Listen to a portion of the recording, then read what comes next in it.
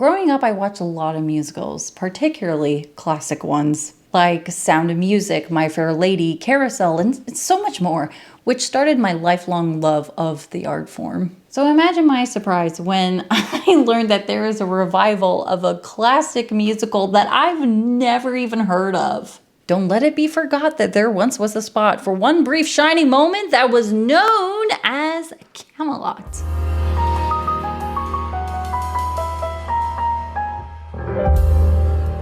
Hello, darlings, and welcome to Performance Perspective, where we talk about different performances and then we share our perspectives. Now, if you're new here, hey, I'm Kier Darling, and if you love musical theater, I think you'll like this show. So don't forget to like and subscribe. Hey guys, just a heads up, it's my birthday month. I know. Which day in April is it? I don't know, but I would love to hit 1,000 subscribers by the time it's my birthday. So that is my birthday wish, and yeah, I said it. But anyways, let's get into about Camelot. Camelot the musical is a 1960 Broadway musical by Lerner and Loewe. It is based on the King Arthur legend as adapted from the T.H. White novel, The Once and Future King.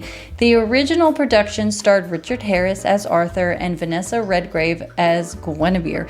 A movie adaptation directed by Joshua Logan and starring Richard Harris, Vanessa Redgrave, and Franco Nero was released in 1967. Sorry, Cashew's drinking water. I guess this is my moment to say if you see any furry friends like just kind of going about their way, I'm just watching some dogs for a while.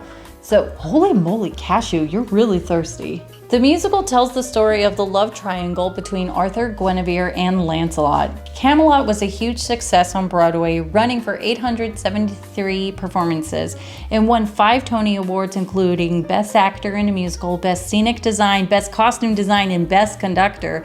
The cast recording was the highest-selling record in the United States for 60 weeks in 1961.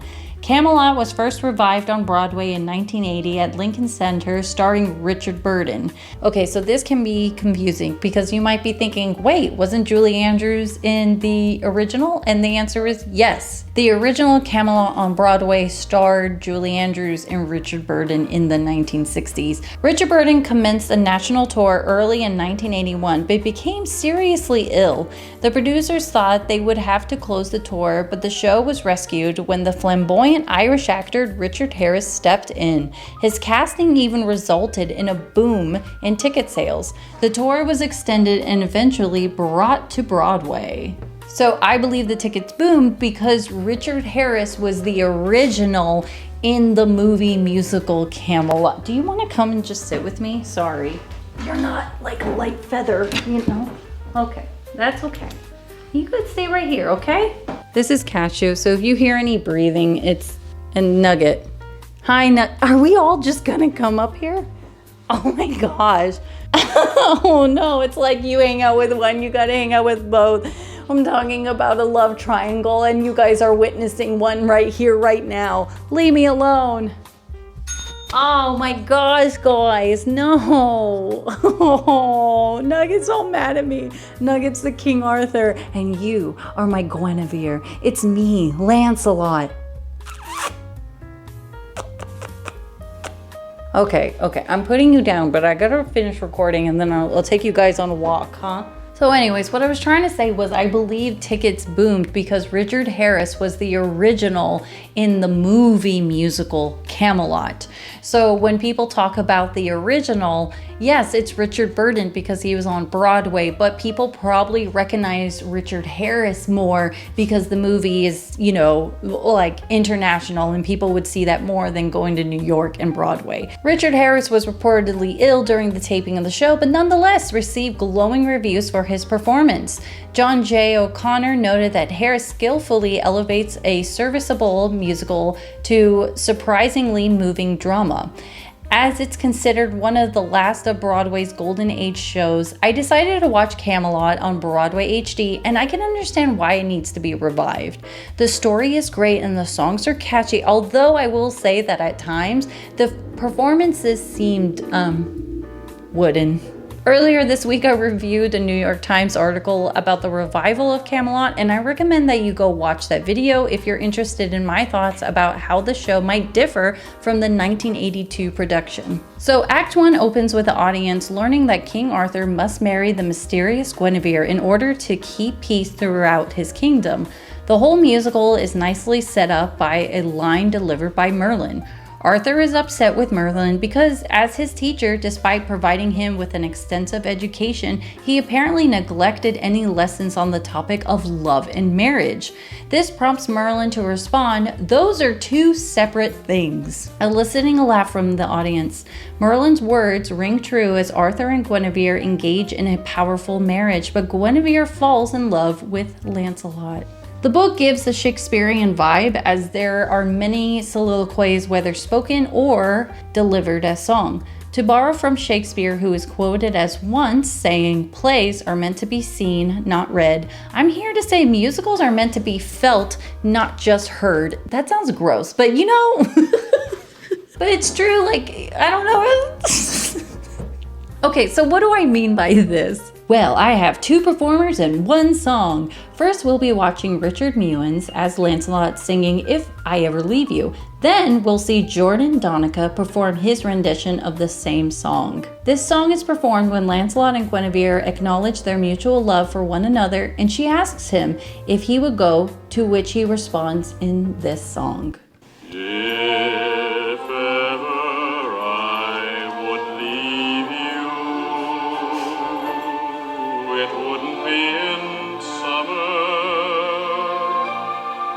Seeing you in summer, I never would go.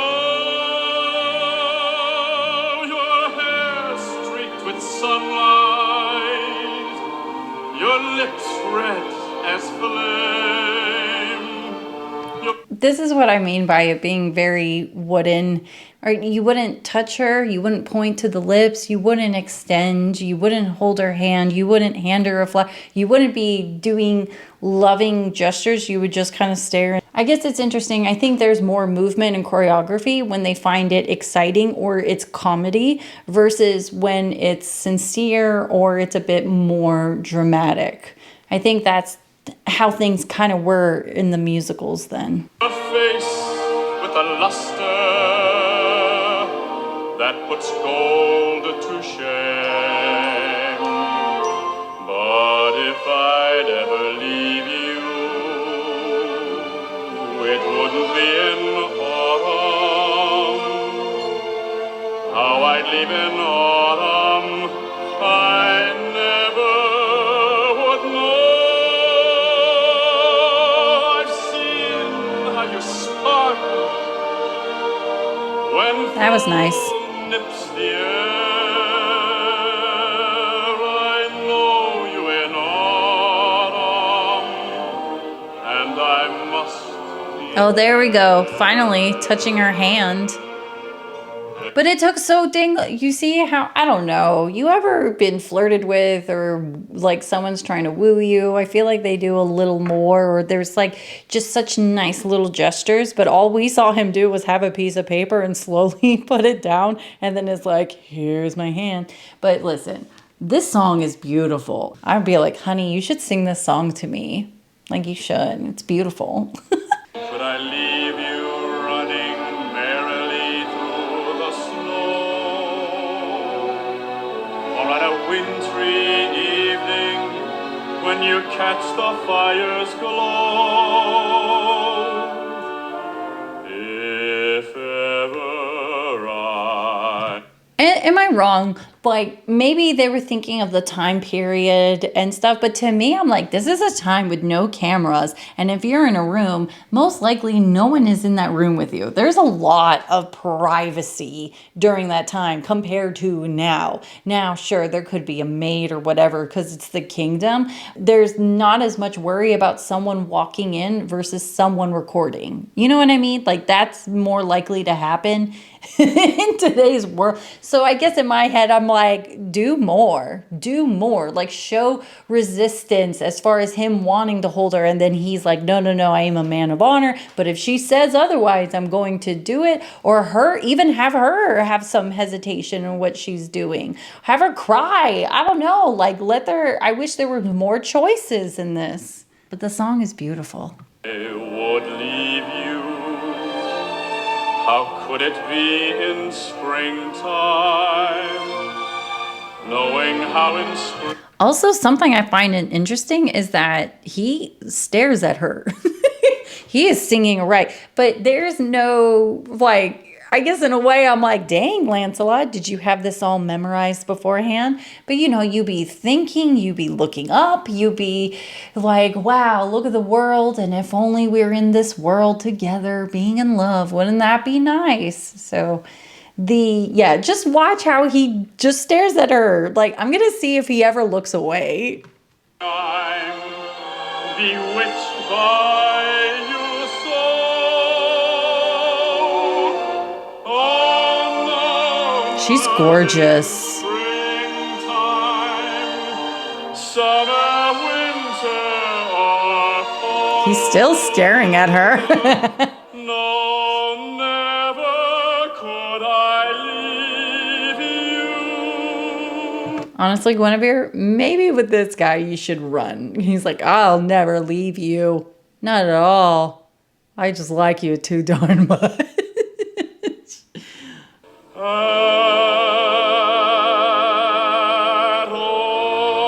That is a very intense face. This is the second time he goes for her hand. There's resistance. Okay, fine. But I don't know. I just feel like there could be so much more to this. Oh. If ever I would leave you. Like, I want her to go in front of him. You know what I mean? Like, completely face the audience and him come from behind and, like, hold her from behind and stuff. Like, I don't know. I don't know why I'm turning into such a scandalous woman. I'm like, yes. Like, I'm, like, watching too much of Love is Blind. And I'm like, the scandal. How could it be in springtime? Knowing how in spring I'm bewitched by you so. Oh, no, not it. You know what? I get it. I'm bewitched too. I think that color looks amazing on her. I feel like she has this, like, it's pinky peachy and, like, her skin looks amazing. She looks natural, but she's got that 80s poppin', like, blush happening. I'm falling in love with Guinevere. Yes. Springtime, summer, winter. Okay, Tony Bennett. No, never could I leave you. No offense. He looks like he's in pain. Like, like he, smiled a little earlier? And then it was like, no, back to the, ooh, this love. It hurts.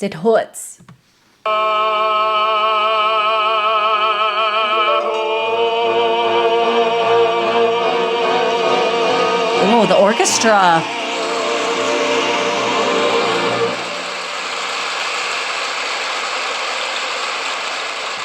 Finally got a kiss on her hand. Cute. But if I'd ever leave you, it couldn't be in autumn. How I leave in autumn, I never would know. Okay, I'm not gonna lie, I'm distracted for 2 reasons. Look at the girls in the back. The 3 of them that I see there, I feel like they were like, like already they're like, we get it. Also, I have to say, the sweater he's wearing is someone I had a crush on in high school would wear this sweater all the time. So already I'm like, this man, he knows the assignment and he's going for it. Okay, Like, even the guys in the back, they're like, mm-hmm. But these girls, holy moly. I've seen how you sparkle when fall meets the air. I know you in autumn. Oh my gosh. Oh. I mean, listen, I am kind of biased here, aren't I? But it's the way he is using the inflections and using the words that it shocks me. What was that line he just said? He goes, I know you in autumn. And I don't know why he chose that word. I would say no. Like, because in a way, it's like, yeah, Lancelot knows you. And I find that so endearing. I must be there. Ooh, way to use the word must. And could I leave you? Oh. Running merrily through the snow. I love that. Or on a wintry evening when you catch the fire's glow. If ever I would leave you, how could it be in springtime, knowing how in spring I'm bewitched by you so?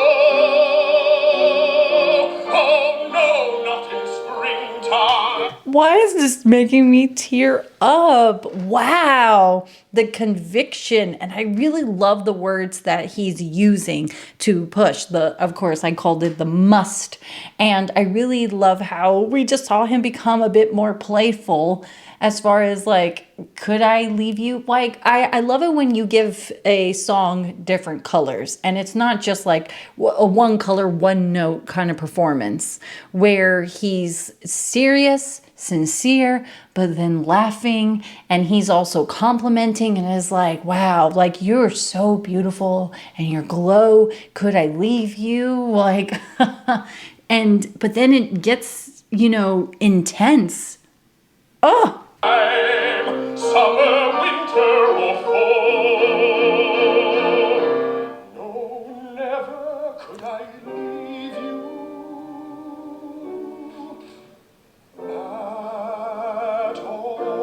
at all. Crescendo. Okay, let's see what he does within this space. He takes off his sweater. He rips it. I'm telling you, I've been watching too much of like reality trash. It is fair to point out that he is also just standing in a place, and this is workshop and whatever.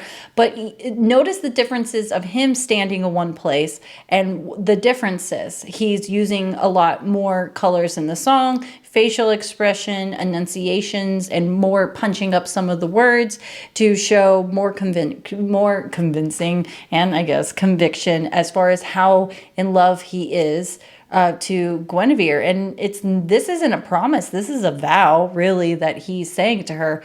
And I guess the question is, do you believe Lancelot? And yeah, I believe that in previous, they even talked about it in the article, they talk about how Lancelot seems to be very much like Gaston, where he's like, I'm this, I'm that, and stuff. And so I guess I'm curious to see if they are more working with Lancelot to be more of a 3D person, not character even, where, there's a difference between being cocky and being arrogant and being confident. There we go. I was like, what's the good version of that?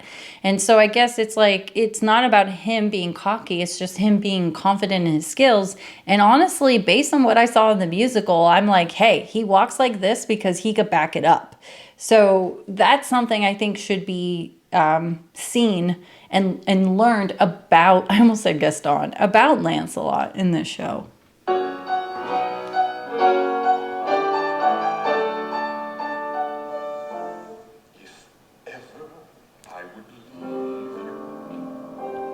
See how he punched ever in that part? Knowing how in spring I'm bewitched by you so. Oh no, not in springtime, summer, winter, or fall. So nice. No, never could I